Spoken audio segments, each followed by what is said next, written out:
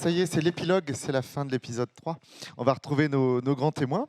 Vous vous souvenez, ils sont 5. Ils ont travaillé beaucoup discuté aussi, hein. Euh, je vais leur demander de nous rejoindre sur scène. Léo Morand, Nathalie Morand également. Lydie Laurent va nous rejoindre. Et puis Jacques Maître et Jacques Naudin, nos 5 témoins qui, vous le savez, ont suivi l'ensemble de nos travaux depuis 3 jours. Vous allez pouvoir vous installer là ici. C'est la toute dernière séquence. Je sais que pour certains d'entre vous, c'est l'heure des trains, des TGV, d'autres rendez-vous, mais vous allez voir que le moment va être aussi, voilà, installez-vous, va être un moment plutôt précieux aussi avant de se quitter. Nathalie Morand, Jacques Maître et Jacques Naudin, vous allez pouvoir venir.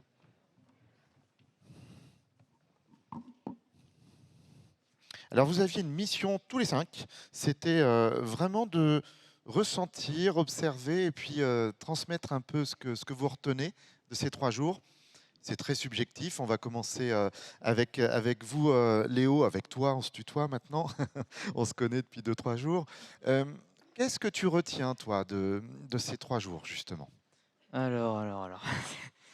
La première journée, les 3 journées ont été assez denses. C'est peut-être trop dense pour moi, mais c'est pour ça que certaines fois j'ai été absent. Mais j'ai eu des rapports avec ma mère, elle a pu m'expliquer ce que je ne savais pas. Il y avait une espionne. Ouais, ça, il y a eu certaines fois où j'ai été heureux de ne pas être là, parce qu'avec les rapports que j'ai eu de ma mère, certaines interventions auraient pu me faire un peu tiquer et un peu m'agacer. Je vais être franc. Mais bon, c'est comme ça, hein. Mais elle nous en parlera peut-être après. Bien sûr. Après, ensuite, les activités ont tous été. J'enchaîne. Bien sûr. Parce que je sais que les grands témoins veulent beaucoup parler. Ils ont fait pression en coulisses sur vous Ouais. pour piquer votre temps de parole. Non, Les non, faut pas se laisser activités, faire. j'en ai fait que 2, hein. Malheureusement, j'aurais adoré tous les faire. Malheureusement, il faudrait probablement un jour en plus pour pouvoir toutes les faire, ou c'est pas possible. Donc, sur les 2 que j'ai fait, j'ai vu des choses très intéressantes. Malheureusement, sur l'une d'entre elles, j'ai eu l'impression qu'il y avait un peu trop de positivisme à mon goût. J'aurais aimé un peu plus l'émotion, c'est un peu plus critique. Mais c'est moi, c'est mon comment dire, c'est mon ressenti, donc bien. Bien sûr. Hmm. Ouais. Ça manquait un peu d'autocritique, c'est ça C'est ça, Des oui. fois, on parle d'autosatisfaction. Mhm. Et à ton sens, il y en avait un petit peu trop. C'est ça, ouais. Et du coup, si je peux conclure et après passer à quelqu'un d'autre, c'est que j'ai été ravi de ces journées. Mais après, parler, c'est bien. C'est très bien. Je vais pas dire l'inverse, mais malheureusement, comme je l'ai appris après mes années depuis que je suis né, c'est que après la parole, l'acte c'est toujours ce qui est le plus important. Donc parler c'est bien, mais agir c'est mieux. Voilà. Merci Léo pour cet appel au passage à l'action. Nathalie, alors, pour vous. Bonjour. C'est difficile de parler derrière lui. Il y a un peu d'émotion peut-être aussi. Ouais, parce que Léo a eu un parcours long enfin long, il a 18 ans, mais bon, c'est vrai que c'est long, très complexe. Aujourd'hui, il est bien, là, vous le voyez comme ça, mais ça n'a pas été toujours très facile. Et du coup, là, je me rappelle ces années. Et aujourd'hui, il est très très bien accueilli, hein. C'est super. Enfin, vraiment, on vit une période. Là, je dis, c'est la lune de miel, hein. J'espère qu'elle va durer. Mais oui, voilà. Enfin, je me remémore forcément toutes ces épreuves qu'on a vécues et bon, qui font sa force et la mienne aujourd'hui aussi. Et c'est une suite logique, c'est-à-dire que d'avoir Léo avec nous à l'aise, bien dans ses baskets, à dire des choses qu'on n'a pas envie d'entendre, hein, de dire qu'il y a beaucoup de positivisme, voilà, c'est pas forcément attendu. Vous dites, c'est pas le fruit du hasard, ça valait le coup de se bagarrer avec plein de gens. Ah oui, oui, ça vaut le coup de se bagarrer. Enfin, c'est voilà. On a eu la chance d'avoir été quand même très bien entourés. J'ai eu la chance d'avoir, enfin la chance. Oui, c'est une chance, mais au départ, on m'a quand même bien laissé seule, autant dans le monde médical que dans le monde scolaire. Donc on m'avait dit que j'avais l'air de bien me débrouiller, donc on m'a laissé me débrouiller seule. Ce qui a fait ma force, c'est que du coup, j'ai pu choisir mes équipes. Et donc je tiens à toutes les saluer. Et des professionnels vraiment extra, tant sur le plan sanitaire, médico-social, social, scolaire. Et du coup, bah voilà, aujourd'hui, Léo, c'est la preuve vivante que ça peut marcher. Et je suis extrêmement fière de lui. Et ça s'entend. Et qu'est-ce que vous retenez alors de ces journées? Bah, j'ai vraiment apprécié déjà de voir qu'il y a autant de monde qui soit venu, qui est impliqué, qui respecte aussi la parole des uns et des autres, qui s'exprime aussi quand elle n'est pas contente, parce que bon, c'est comme ça, là, on vit ensemble, on a le droit de ne pas être d'accord. L'essentiel, c'est de pouvoir échanger. Par contre, ce qui m'a un petit peu gênée, surtout au départ, c'est voir qu'il y avait quand même énormément encore aujourd'hui de cloisonnement. On a l'impression qu'on vit les uns à côté des autres, mais pas les uns avec les autres. Il y a un manque de recul, certainement. Voilà. Moi, je trouve qu'aussi, ce qui m'a aussi beaucoup gênée, c'est de constater qu'on n'utilise pas assez le savoir expérientiel du parent, qu'on est encore mis de côté dans beaucoup de situations. Alors, c'est valable aussi dans le monde médical, hein. Je fais vraiment le parallèle parce que, bon, là, on est sur quand même un syndrome complexe avec 11 spécialistes et autant de rééducateurs. Donc, c'est très compliqué. Il faut savoir que quand même, aujourd'hui, je suis désolée de vous le dire, mais quand même, le coordinateur, c'est quand même le parent. Voilà, ça reste vous notamment. Ça reste le parent. Donc, pour moi, à mon sens, il faut plus de transversalité. Il faut co-construire le projet. On est là, pour moi, il y a un maillon, c'est les maillons d'une chaîne. Et s'il y a un des maillons qui est défaillant, on ne peut pas avancer. Moi, je n'aurais pas pu avancer seule. Je ne suis pas professionnelle de santé, je ne suis pas professionnelle de l'éducation nationale, enfin, même si je l'ai été quand même pendant 8 ans. En tant qu'AESH. En tant qu'AESH, donc je ne suis pas professeur. Je ne suis pas éducateur spécialisé, ni voilà, je travaille pas. Mais je suis un maillon de cette chaîne. Et sans toutes ces personnes-là, ben aujourd'hui, Léo, il serait pas là pour témoigner et peut-être qu'il serait même pas là, tout court. Donc voilà, donc c'est important. Il faut arrêter de se regarder sans arrêt le nombril et penser qu'à soi. Mais aujourd'hui, j'ai pas l'impression que ce soit ça. Enfin, quand je viens aux journées là, je me dis que c'est chouette, quoi, parce qu'il y a quand même des gens on est quand même tous ensemble. Et j'ai envie de me dire, je suis très très optimiste par nature, et je me dis que ça va le faire, quoi. Ouais. Alors, il y a une autre parent qui est avec nous, qui s'appelle Lydie Laurent. On se souvient que vous êtes venue. On peut vous applaudir, hein. Lydie, vous nous aviez rappelé que vous êtes parent, maman, mais aussi fondatrice du réseau Epsilon à l'école, hein, qui vient en aide à des enseignants, à des parents, enfin à différents acteurs. Alors vous êtes dit pendant ces 3 jours, j'ai une nouvelle vocation qui va arriver, je vais devenir dessinatrice. Il faut savoir que Lydie, hier soir, est venue ici même après nos travaux et on va découvrir son schéma. Elle a griffonné un dessin et entre hier soir et le bloc-notes et ce matin, ce qu'on va voir sur l'écran, je crois que vous avez passé quelques heures à travailler, non? Oui, oui, un petit peu d'heures. C'est un dessin, enfin c'est une illustration Oui, c'est ce visuelle. que j'ai ressenti. Voilà. Donc j'ai senti un changement d'énergie. Voilà, vraiment, parce qu'avant on avait 2 mondes qui fonctionnaient, on va dire, en parallèle, hein, l'école et on va dire l'éducation spécialisée. Et on a, avec du coup, un monde ancré sur des peurs. Voilà, on n'a pas les moyens d'y arriver, peur de perdre son identité. Et là, on est deux mondes qui se rencontrent et donc qui coopèrent, qui apprennent à communiquer. Et j'ai entendu dire on n'a pas les moyens, mais on a envie. Et que vraiment aussi dans les ateliers auxquels j'ai pu assister, de me rendre compte que quand les gens ont envie, qu'il y a des belles rencontres humaines, il y a déjà de belles choses qui existent. Voilà, ce que j'ai aussi retenu, c'est qu'on a énormément d'expertise tous réunis, que ce soit les professionnels, les parents, les chercheurs, on a des géographes, des musiciens. Et que si on arrive à communiquer, voilà, on peut vraiment favoriser l'accessibilité, le vivre ensemble. Et j'ai envie de rester utopiste parce que ça nous permet en tant qu'être humain de nous connecter à notre vulnérabilité Et je me dis que si on favorise ce vivre ensemble, je pourrais mourir en paix et je n'aurais pas peur pour mon fils. Bon, on vous souhaite longue vie quand même, Lydie, hein. Il n'y a pas d'urgence. Et donc bravo pour ce schéma où on voit bien les fils qui s'entremêlent entre eux et qui construisent quelque chose de tout à fait nouveau à la fin, hein. Oui, et puis ben voilà, donc c'est une école pour tous. Et comme me disait mon ami Guy Agege qui m'a accompagnée, et puis si je repense aussi à ce que nous a apporté David Rodriguez, que j'ai beaucoup aimé, sur la multiplication des possibles. Évidemment, c'est un. Voilà, on pense à l'école parce que ben, c'est le premier pas des enfants dans la société, mais évidemment, c'est à vivre partout. Et je retiens aussi que l'inclusion, c'est une façon d'être.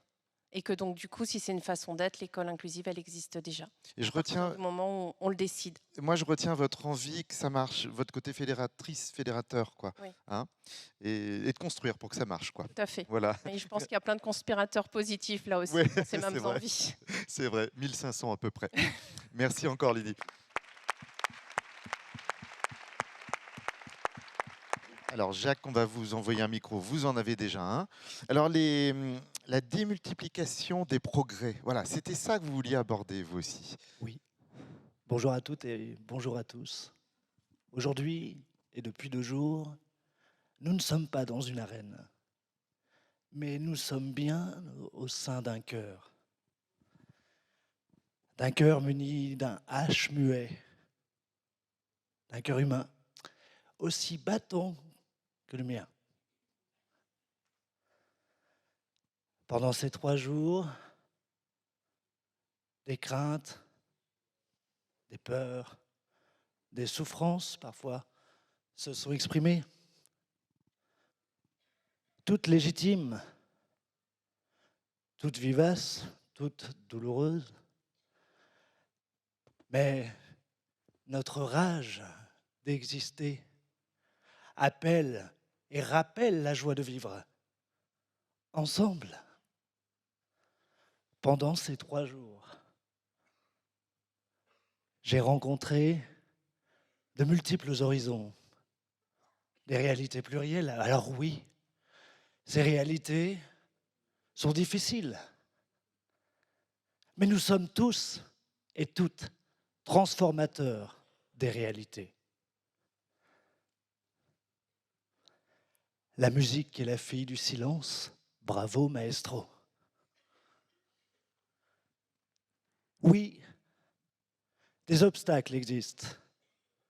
Oui, des freins seront à lever.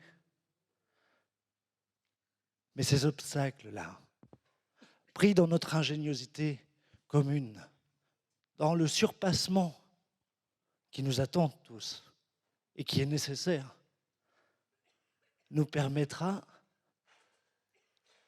d'entrer en résilience et de nous révéler toutes et tous dans notre dimension de tailleur de pierre, habités ensemble par un rêve de cathédrale inachevée, peut-être, pourquoi pas la Sagrada Familia, démultiplicateur de progrès, oui, transformateur des réalités, oui, être ensemble en capacité et à dessein d'inventer et de réimaginer les avenirs. Oui, l'école, le secteur médico-social et bien d'autres sphères de la société attendent ce mouvement sans y être forcément encore bien préparés. Mais aussi sûrement que ma bouche de grand témoin s'adresse à vous aujourd'hui avec une oreille sur la langue.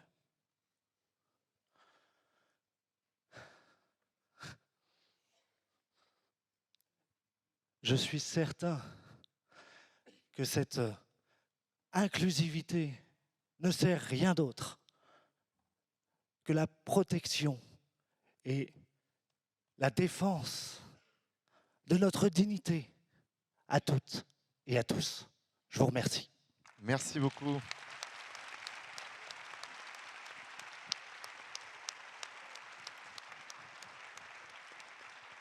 Merci Jacques pour cette prise de parole très inspirée, très voilà. Je m'attendais pas du tout à ça. Bravo, bravo à vous. Jacques Naudin, serez-vous aussi lyrique que votre voisin? Je crois pas. Il est merveilleux. Entre nous, il est merveilleux. Hein. Je suis fier, mais je suis même ému. Je pense. Émotion partagée. Ça fait longtemps qu'on se connaît, mais c'est la première fois qu'on est ensemble. Voilà. Moi, ce que j'ai à dire sur les journées, d'abord, c'est beaucoup, on a parlé, et puis le chef d'orchestre en a parlé, du sens. Je pense que dans les métiers, moi je suis aujourd'hui de ceux qui pensent que le métier de l'éducation et le métier du médico-social, d'abord, on est en lien avec des êtres humains. On n'en a pas parlé depuis 3 jours. Hein, on parle du bien commun, on a parlé de plein de structures, d'institutions, mais ce qui fonde notre mission de service public d'ailleurs, entre nous soit dit, on n'en a pas trop parlé, mais c'est des missions de service public, c'est en définitive le lien avec des personnes, avec des êtres humains, avec des citoyens futurs. Et je pense que ce qui fait sens, pour moi, mais c'est merveilleux, je retrouverai facilement ma militance des années quand j'avais 18 ans ou 20 ans, c'est de la recherche de l'émancipation des personnes. La recherche, vous êtes toutes et tous des militants de la recherche de l'émancipation des personnes. Il n'y a rien de plus beau dans la vie que de militer pour l'émancipation des personnes. Il n'y a rien de plus beau. Je m'excuse pour la musique, mais même la musique fait partie de cette capacité à émanciper les personnes. Donc vous travaillez, hier j'ai entendu, alors j'ai noté quelques mots comme ça dedans qui sont sortis. Il y a quelqu'un qui a dit « on rumine ». C'est vrai qu'en France, on rumine beaucoup, hein, ça c'est vrai. Même ici, on a ruminé à des moments donnés. Mais ça fait plaisir, ça fait du bien, y compris au président que je suis, d'entendre des gens qui disent des choses différentes de ce que je peux penser, que vous pensez, et qui nous rappellent des réalités. Donc on a besoin de temps en temps de ruminer. On a besoin d'exprimer ce qui va et ce qui ne va pas. À une condition, c'est que quand on exprime quelque chose, d'abord on ne s'attaque pas à des personnes, on dit les choses par rapport à ce qui est. Première, pour moi, c'est le respect, c'est essentiel. Et deuxièmement, on ne s'assimile pas tous à son institution, je vous en prie.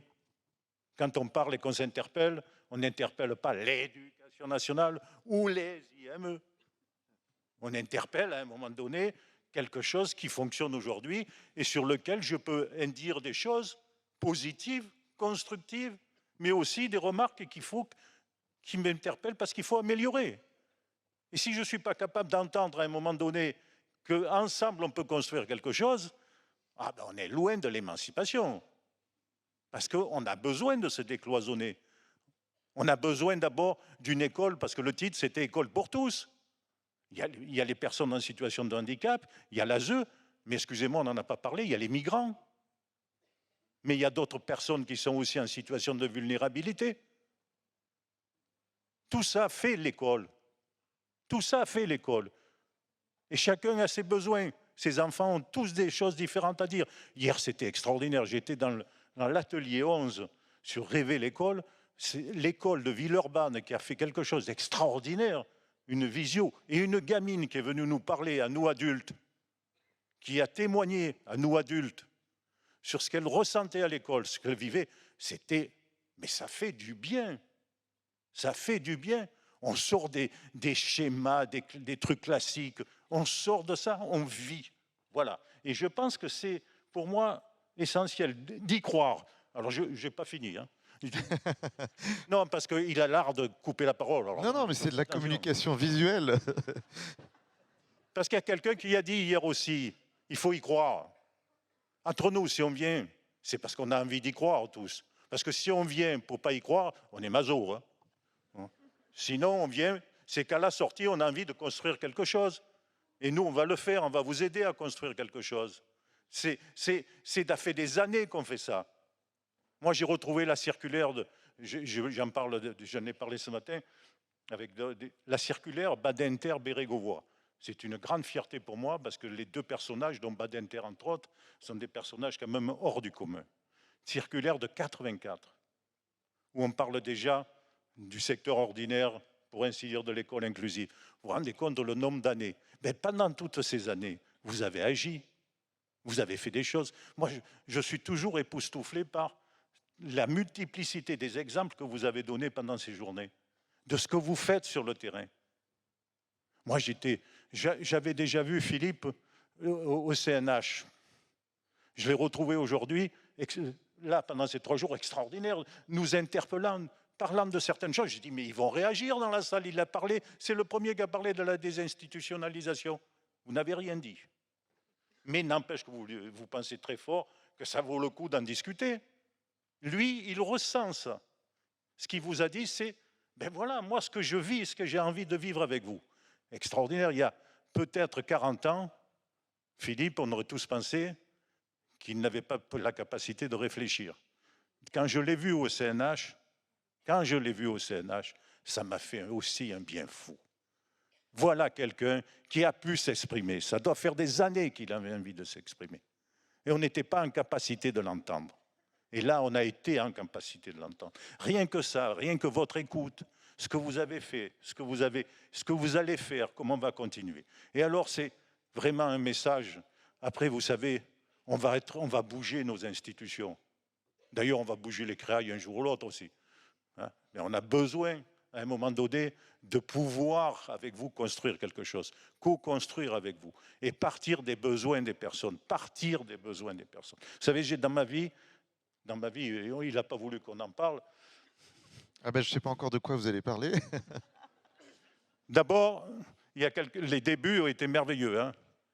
Je suis arrivé dans les créailles. La première réunion aux créailles Bourgogne-Franche-Comté, je m'en rappellerai toute ma vie. J'arrive comme président. Je ne connaissais que dalle du médico-social. Mais alors, que dalle. Ils ont parlé pendant toute l'après-midi. Ils me regardaient. Et à la fin, ils m'ont dit, qu'est-ce que tu en as pensé? Ah, j'ai dit, c'est merveilleux, j'ai à peu près rien compris de toute la réunion. Ils me disent, pourquoi? J'ai dit, vous avez parlé qu'un acronyme. Est-ce que vous pouvez me faire un lexique personnel pour le président que je vais devenir avec toutes les définitions de tous les acronymes que vous avez employés? Pour que j'arrive au moins un tout petit peu à participer un peu à la vie collective. Et donc, on a tous ces habitudes-là. Eh bien, je pense que ça m'a formé. Il a fallu que j'apprenne. Donc, j'étais déjà assez âgé, j'ai appris. J'ai aussi écouté pas mal. Je pense que c'est capital de s'écouter entre nous. Je pense que après ça, moi, j'ai été président, hein, j'ai oublié de le dire, mais je suis aussi président d'une structure d'insertion par l'activité économique. J'ai fait territoire zéro chômeur dans un territoire. Je pense que, franchement, chaque fois, je me dis, punaise, mais pourquoi on n'a pas pu discuter entre l'entreprise, par l'activité économique, le créail, les ZAT? Alors on a les ZAT, on a l'entreprise adaptée, puis moi je suis dans une autre structure. Pourquoi on n'arrive pas à se mettre autour de la table et à dire comment je construis avec les gens? C'est les mêmes. Dans l'entreprise d'insertion par l'activité économique, il y a plein de troubles psychiques. Vous ne pouvez pas vous imaginer le nombre de gens qui ont des difficultés. Eh bien, comment je fais pour construire? Voilà. Donc, je pense que... Et vous avez eu votre guide des acronymes? J'ai eu mon guide des acronymes, mais pendant 3 jours, je ne sais pas, vous avez marqué, même ce matin, hein. Punaise, qu'est-ce qu'il y a eu aussi comme acronyme, hein? Je faisais la remarque au monsieur qui était à côté de nous. Je me dis, punaise, mais on travaille comme ça. Bon, je vais finir par m'y habituer. Je voudrais juste dire aussi...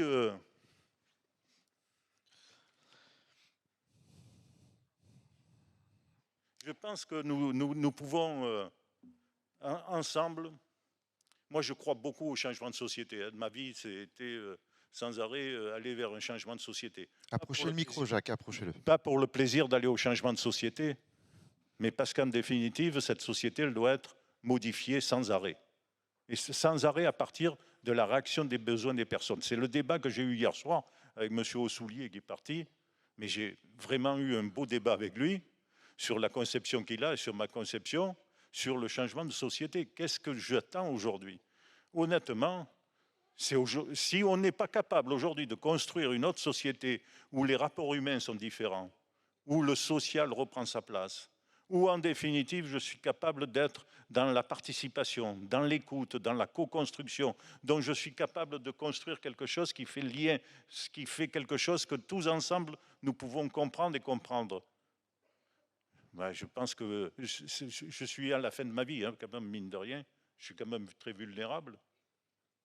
C'est vrai que c'est quand même un crève-cœur de voir, moi qui ai fait, sans rappeler tous mes trucs, j'ai eu la chance de faire, je ne sais pas si c'est une chance, B68, je me retrouve aujourd'hui dans les mêmes types de débats de la société, dans les mêmes types de débats. Donc on a besoin de se remettre ensemble dans quelque chose à construire. C'est pas de la radicalité, c'est pas du discours dont on a besoin. Hein. Léo, il a dit quelque chose de merveilleux. Moi, je ne suis pas pour entendre des discours. Les discours, ça moi, je peux en faire. Hein. Je peux vous parler. Ils m'appellent le Castro. Hein, les autres. Je peux parler pendant un moment. Mais le Castro chemine doucement vers midi 20, 22. Il faut qu'on conclue. Donc simplement dire, comme l'a dit Léo, on a besoin maintenant d'agir. Et honnêtement, tout ce que vous avez porté dans les ateliers me fait plaisir parce que vous êtes déjà dans la construction nouvelle. Ça ne se sait pas, ça ne se voit pas. Quand on pense que vous êtes sur des métiers en tension, qu'on a des problèmes de rémunération, qu'on a des problèmes d'embauche, qu'on a des problèmes de votre place dans la société, on parle des restaurants, on va parler, mais pas de vous. Ce n'est pas normal. Vous êtes pourtant un élément central. Vous agissez beaucoup, vous faites des choses extraordinaires que nous accompagnons, que nous allons continuer à accompagner. Ce seront voilà, et je pense que si vous y croyez, et j'espère que vous y croyez, le président que je suis sera heureux. Heureux. Bon, bah, bravo.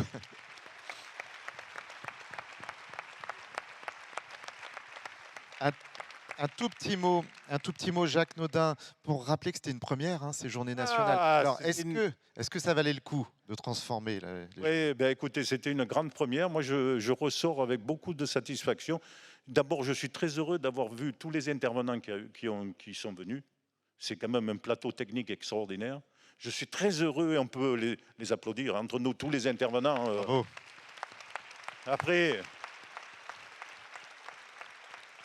Je suis très, très, très, très heureux des équipes de la Fédération et des Créailles Bourgogne-Franche-Comté et Arras qui ont fait un travail énorme, vous ne vous en rendez pas compte. Moi, je le sais parce qu'en Bourgogne-Franche-Comté, ça fait 1 an que je me fais... 1 an. Parce que je me fais engueuler de temps en temps hein, par ma directrice, n'ayez pas peur, voilà, ça fait 1 an qu'on y va à fond. Je voudrais remercier aussi l'Éducation nationale parce qu'il y a eu peut-être des incompréhensions entre nous. Mais je crois, moi, enfin, venant d'où je viens, je suis fidèle au service public. Hein, donc, vraiment, je pense qu'il faut qu'ils relativisent, mais qu'ils comprennent que nous pouvons, à un moment donné, interpeller, mais que j'accepte qu'ils nous interpellent. Ce que j'ai dit à l'Éducation nationale, merci d'être là, mais interpellez-nous, dites-nous des choses. Vous aussi, vous avez la capacité de dire, voilà, ça va pas. Je vous en supplie, faites-le. Vous serez toujours les bienvenus quand c'est comme ça.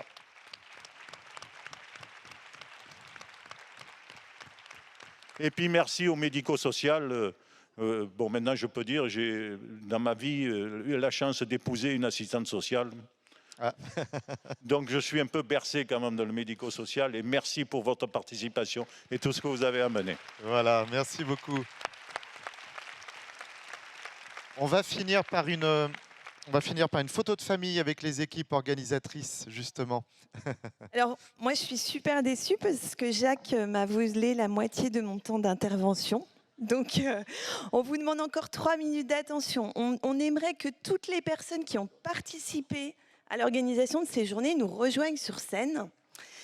Je pense au comité de préparation et à l'ensemble des personnes qui composaient ce comité, à savoir les professionnels de l'éducation nationale, les professionnels du médico-social, les parents, la MDPH. Aurais-je oublié des gens? Je n'espère pas. C'est grâce à vous, membres du comité de préparation, qu'on a pu élaborer les contenus de ces journées. On vous remercie vivement de vos contributions. Évidemment, et c'est dommage que vous soyez derrière nous, mais on a avec nous sur scène les équipes du CREAI ARA. Alors, c'est moi qui vais être gagnée par l'émotion, je suis désolée. De BFC et de la Fédération des CREAI. Sans vous, rien de tout cela n'aurait été possible. Merci, merci, merci. Un grand merci à l'équipe Oséat qui a tenu le vestiaire depuis lundi avec brio et particulièrement ce matin, c'était vraiment chaud. Voilà, merci évidemment, Jacques l'a déjà dit, à tous les intervenants, à vous les participants, parce que on va être honnête, il y a quelques mois, on ne s'attendait pas à vous voir aussi nombreux. On espère que ça vous aura apporté énormément de choses. Et puis je n'oublie pas de remercier Frédéric Laussan qui a été notre guide. Merci. Pendant ces 3 jours. Vous avez l'art de donner la parole. Et je crois que vous avez donné confiance à tous les intervenants pour qu'ils puissent s'exprimer librement. Je laisse la parole à Mathilde. Merci à toutes et tous. Bien sûr, voilà, je rejoins les propos de Christelle. Et puis surtout, on voulait aussi vous donner rendez-vous l'année prochaine, aux mêmes dates, pas au même endroit. Ça sera à Marseille cette fois-ci, pour les futures journées nationales du secteur de l'enfance, avec comme thématique une très belle complémentarité avec ce qu'on a vécu ces 3 jours. Il n'y a pas que l'école dans la vie. Je peux m'épanouir ailleurs aussi. On vous y attend très, très, très nombreuses et nombreux. Une super équipe commence déjà à tout préparer. Et puis, pour les éventuels professionnels qui travaillent aussi dans le secteur adulte, on vous attend du 15 au 17 octobre, cette fois, 2024, à Strasbourg, jusqu'au bout de ses rêves, accompagner tous les choix des personnes, défis, projets, utopies. Vous serez bien entendu tous les bienvenus. Merci, bon retour à tous et à bientôt.